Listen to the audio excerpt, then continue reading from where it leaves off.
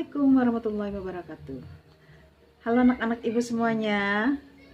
Nah, saat ini lagi ramai diperbincangkan tentang vaksin COVID-19. Nah, kira-kira nih, kalian semua tahu nggak ya tentang vaksin COVID-19 itu?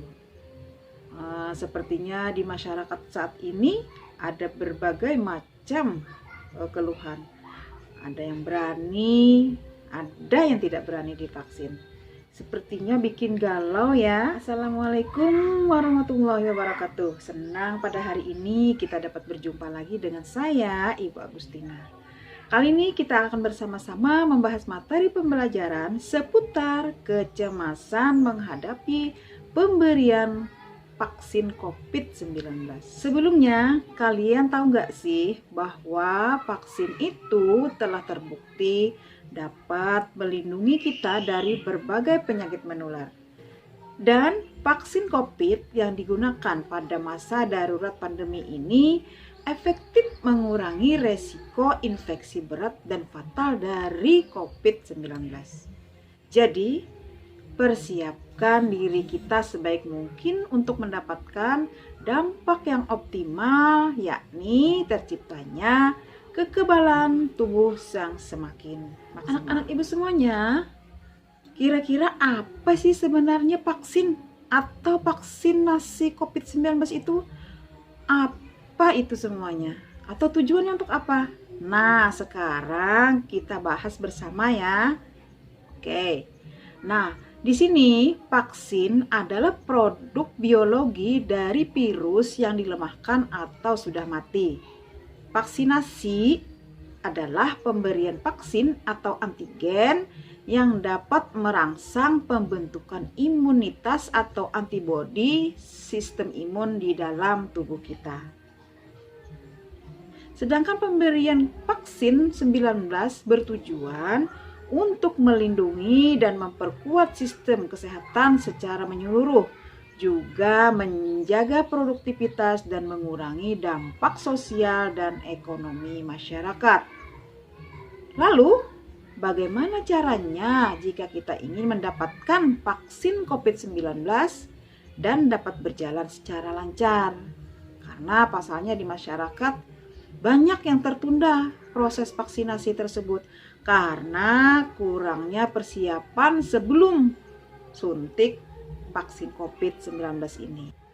Anak-anak semuanya, berikut ini adalah persiapan sebelum kita mendapatkan suntik vaksin COVID-19. Kira-kira nih, apa yang perlu kita lakukan? Betul, yang pertama kita lakukan adalah melakukan pendaftaran. Nah, di sini pastikan nama kita sudah terdaftar ya. Nah, karena seperti diketahui saat ini terdapat banyak pos vaksinasi di berbagai kota yang membuka pendaftaran daring atau kolektif.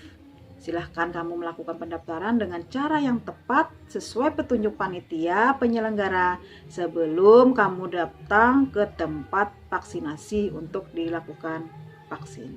Oke ya. Yang kedua, periksa kesehatan dan pastikan kondisi dalam kondisi fit sebelum divaksin. Oke. Nah, di sini disarankan untuk memeriksa diri terlebih dahulu ke dokter untuk dilakukan pemeriksaan fisik dan meminta rekomendasi dokter sebelum menerima vaksin COVID-19. Di sini kamu harus dipastikan dulu suhu tubuh kita berada di suhu normal, yaitu di bawah 37,3 derajat Celcius dan tekanan darah 180/110. Harus di bawah itu ya. Nah, kemudian di sini menurut Direktorat Jenderal Pencegahan dan Pengendalian Penyakit sejak Februari 2021 juga telah menyatakan bahwa penderita hipertensi atau darah tinggi dapat divaksinasi apabila tekanan darahnya dalam kondisi terkontrol dan di bawah 180/110 mmHg dan pada saat vaksinasi itu. Nah, begitu juga dengan penderita diabetes. Mereka dapat divaksinasi sepanjang kadar gula terkontrol dan tidak sedang mengalami gangguan akut. Penyintas kanker dapat juga tetap diberikan vaksin dengan syarat sudah tidak menjalani terapi imunosupresi. Sedangkan untuk penyintas COVID atau orang yang pernah kena COVID dapat divaksin jika sudah lebih dari 3 bulan pasca sembuh atau sesudah sembuh. Ketika kita sedang divaksin, boleh nggak di selfie atau berselfie foto? Boleh ya, tapi hanya foto. Yang difoto tidak boleh sertifikatnya, karena di sertifikat tersebut ada kode XR yang menyimpan data pribadi kita. Oke ya? Baik. Yang ketiga, mempelajari rangkaian proses vaksinasi. Para calon penerima vaksin COVID-19 perlu mempelajari pertanyaan-pertanyaan yang merupakan bagian screening atau penyaringan peserta vaksinasi. Nah, menurut surat edaran Ditjen P2P tertanggal 18 Februari 2021, setidaknya ada 14 pertanyaan yang harus bisa dijawab oleh calon penerima vaksin di meja penyaringan. Nah, ada 4 meja ya, sehingga kita semua mendapatkan hasil vaksin yang sesuai. Meja yang pertama itu adalah untuk registrasi atau verifikasi data. Meja yang kedua adalah penyaringan dengan anamnesa dan pemeriksaan kesehatan. Dicek kesehatan kita ya, dari tensi dan lain sebagainya.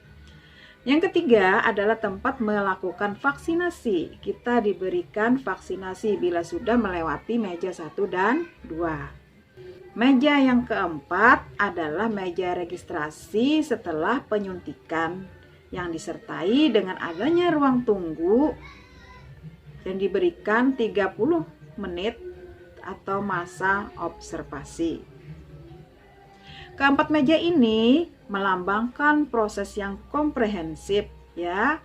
Oleh karena itu tidak bisa saling dipisahkan. Ikuti saja semua persiapan baik dan patuhi semua saran dari selama menunggu suntik vaksin COVID-19. Pelajari semua tentang dampak ringan yang umum terjadi pasca vaksinasi. Kemudian setelah menerima surat bukti sudah divaksinasi, buat agenda di kalender untuk kembali mendapatkan dosis yang kedua dan tetaplah beraktivitas seperti biasa. Itulah persiapan yang perlu dilakukan sebelum vaksinasi COVID-19. Jadi jangan takut untuk disuntik ya. Karena vaksinasi ini terbukti memberikan banyak keuntungan dalam menghadapi pandemi corona yang saat ini sedang lagi berkembang dengan pesat. Nah, setelah panjang lebar Ibu jelaskan tentang proses vaksinasi COVID-19 tadi, mudah-mudahan anak-anak Ibu semuanya dapat mengerti dan memahaminya dengan baik, sehingga tidak ada lagi yang masih merasa cemas dalam pemberian vaksin COVID-19 ini dan semuanya nantinya mau untuk diberi vaksin COVID-19 ya. Nah, di antara anak-anak Ibu semuanya mudah-mudahan semuanya sudah paham ya. Di antara siswa Ibu, adakah yang belum jelas atau belum paham? Semoga semuanya mengerti ya. Nah, Ibu ingin bertanya, apakah kamu mau memberikan pengertian dan motivasi kepada orang tua atau keluarga di sekitar tentang pemberian vaksinasi COVID-19 ini? Mudah-mudahan mau ya. Oke. Nah, kiranya cukup sekian dan sampai jumpa lagi pada materi pembelajaran berikutnya. Assalamualaikum warahmatullahi wabarakatuh.